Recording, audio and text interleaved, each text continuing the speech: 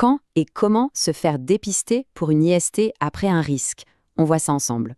Après un rapport à risque, beaucoup de questions se posent. C'est normal, voyons les choses clairement.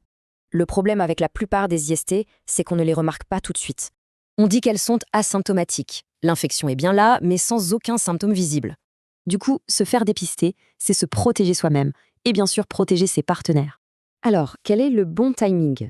Ce calendrier d'action est vraiment essentiel à connaître. Juste après le rapport, dans les 48 heures, il peut y avoir une urgence à traiter. Il s'agit du TPE, le traitement post-exposition au VIH. C'est une procédure d'urgence. On avance à 2 semaines. C'est là que les tests pour certaines IST deviennent enfin fiables.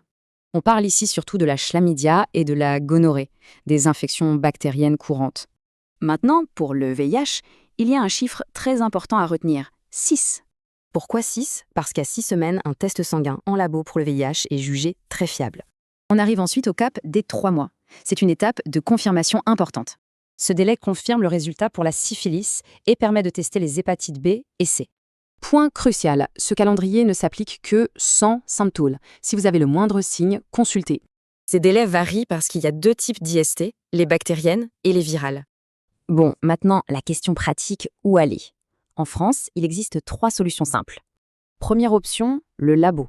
C'est direct, sans ordonnance et souvent pris en charge. Deuxième option, les CGID. L'avantage principal, c'est que c'est anonyme et gratuit. Et la troisième option, votre médecin. C'est la meilleure solution si vous avez des symptômes. Alors, pour résumer, si on doit retenir 3 choses, ce sont celles-ci.